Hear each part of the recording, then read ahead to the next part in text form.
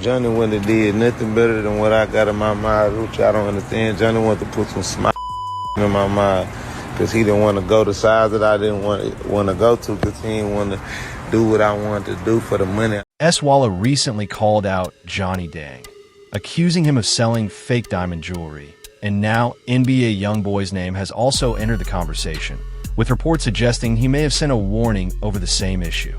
As the drama spreads, people are revisiting Johnny Dang's journey. He came to the U.S. in 1996 with nothing. No money, no English, and no connections, reuniting with his father in Houston. He started out working in a small flea market booth fixing gold by hand, and by 1998, he opened his first shop inside Sharpstown Mall. Later, with help from early partnerships like Paul Wall, he built a brand that changed hip-hop jewelry culture, creating custom grills that made him famous among rappers. Over the years, major stars like Jay-Z, Kanye West, Beyoncé, Travis Scott, Lil Wayne, Nicki Minaj, and many others have worn his pieces. From a small repair booth to a massive Houston flagship store and a multi-million-dollar empire, Johnny Dang became one of the most well-known jewelers in hip-hop history.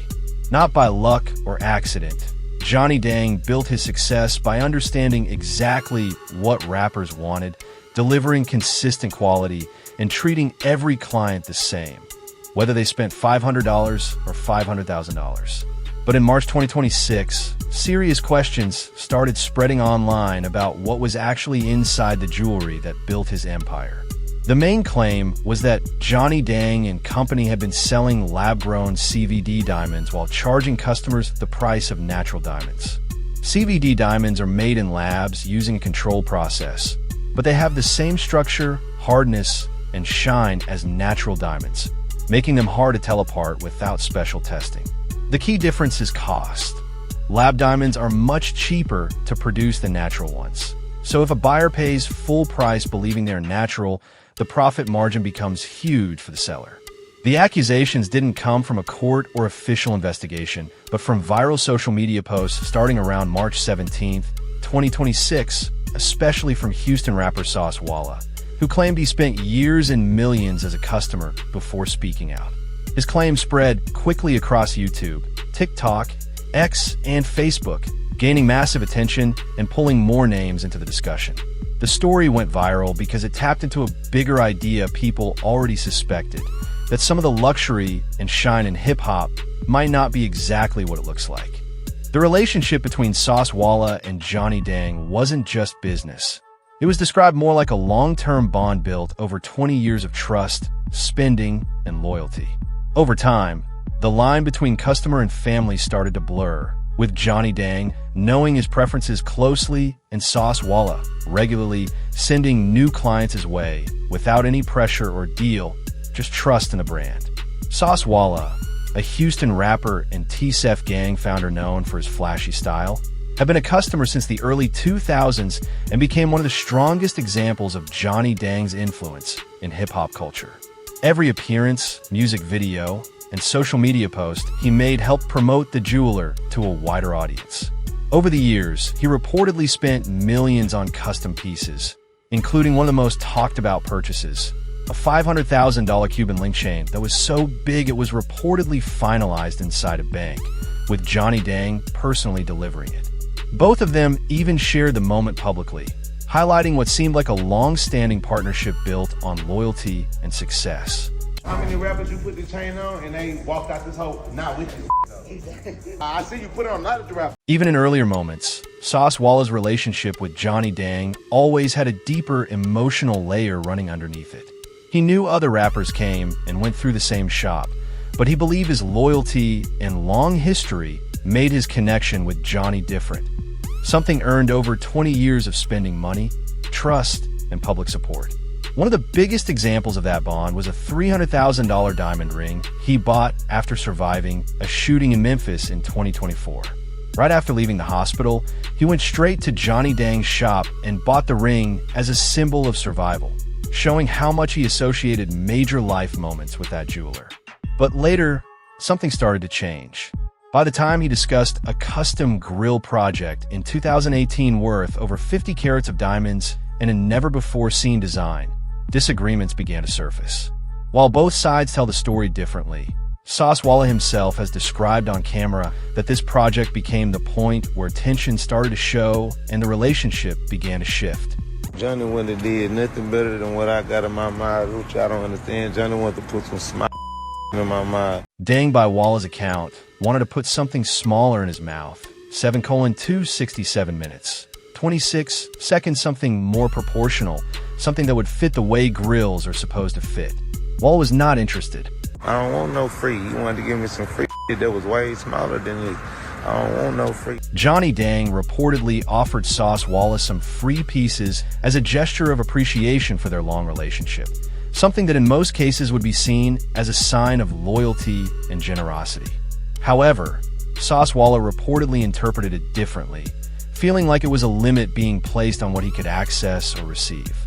Because of that, he turned the offer down completely, seeing it as a shift in how their relationship was being defined. I want my money and I want to go over the top, best of the best, biggest of the biggest, make it work. That's not going to fit. He insisted on paying, reportedly wanting to spend around $1 million for the largest diamond grill ever made. His goal was to work with a jeweler who would take on the challenge without hesitation and bring that bold vision to life exactly as he imagined it.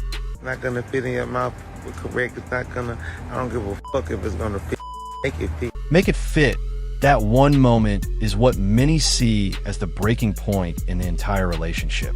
After more than 20 years of loyalty, after spending $500,000 on a chain and $300,000 on a ring tied to a life or death moment, Sauce Wallah says everything changed when Johnny Dang told him the grill he wanted couldn't be made the way he imagined. Instead of waiting, he took his idea to Plug Geo, a former designer who had worked inside Johnny Dang's shop for years before leaving in 2021 with inside knowledge of the business. Geo ended up creating a $1 million permanent diamond grill, which was even installed on camera at a dentist's office, with Sauce Wallah's old Johnny Dang grills being removed before the new one went in, symbolizing the end of a 20-year loyalty. When those clips resurfaced in 2024 and went viral again in 2026, the story shifted from a simple design disagreement to something much bigger. Sauce Wallah began publicly questioning the quality of jewelry he had bought over the years, and online discussions started focusing on claims of CVD lab-grown diamonds being sold as natural stones at full price. In viral videos and social media posts, the accusation became blunt and direct that millions had been spent on pieces he believed were natural diamonds, only to later suspect they may have been lab-created instead. This robbery, those words shocked the internet and pushed the story into a whole new level of controversy.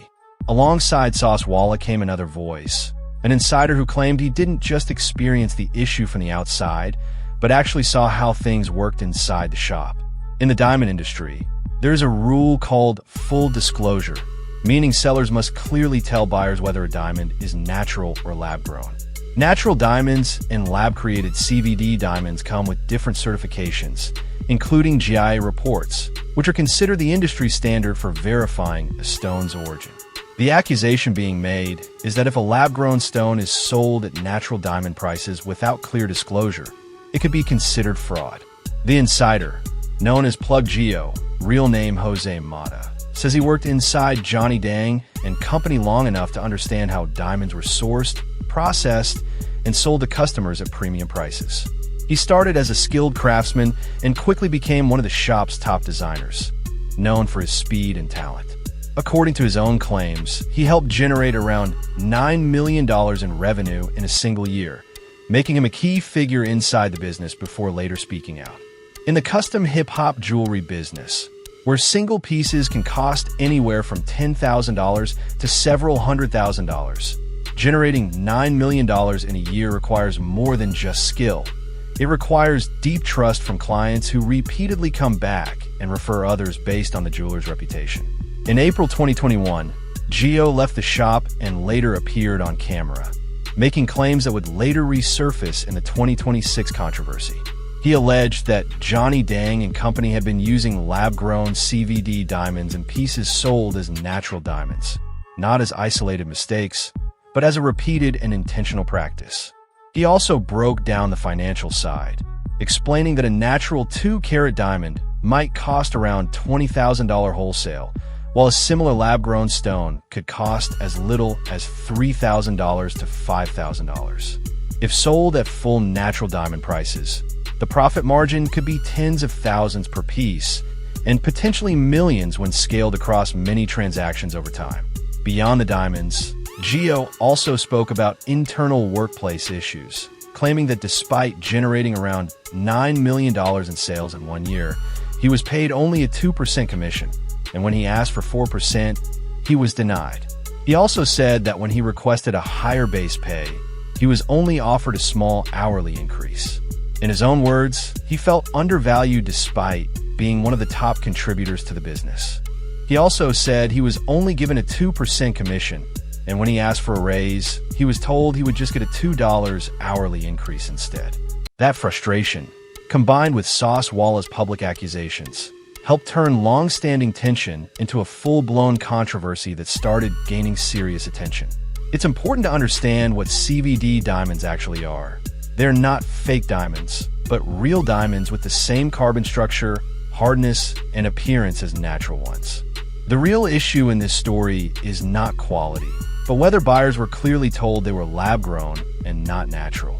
If someone pays full natural diamond prices without being informed, the problem becomes about honesty and transparency in the sale. Because even basic diamond testers can't tell the difference. Joe's claims about sourcing and labeling became especially damaging, especially when compared to public statements suggesting lab and natural diamonds are hard to distinguish. As the story spread in March 2026, it quickly expanded beyond one shop, pulling in old incidents and past moments that started resurfacing and fueling even more discussion online. In September 2021, during a wave of celebrity jewelry controversies, including a high-profile case involving a $400,000 watch that was later questioned, Lil Durk shared a message on Instagram that quickly spread across hip-hop media. In his first post, he warned fans to be careful when buying jewelry, saying many pieces are fake or overpriced, and advising people to stick with one trusted jeweler because the truth eventually comes out. Months later, in early 2022, he posted another message stressing that rappers and athletes shouldn't be blamed, but instead the jewelers who may be selling misleading or low-quality pieces. These posts were widely covered by outlets like Complex, XXL, and Revolt as general industry advice rather than accusations against any specific jeweler or business. Durk's comments focused on the wider problem in the jewelry market, especially issues like secondary sales, lab-made stones, and buyers trusting sellers without independent verification.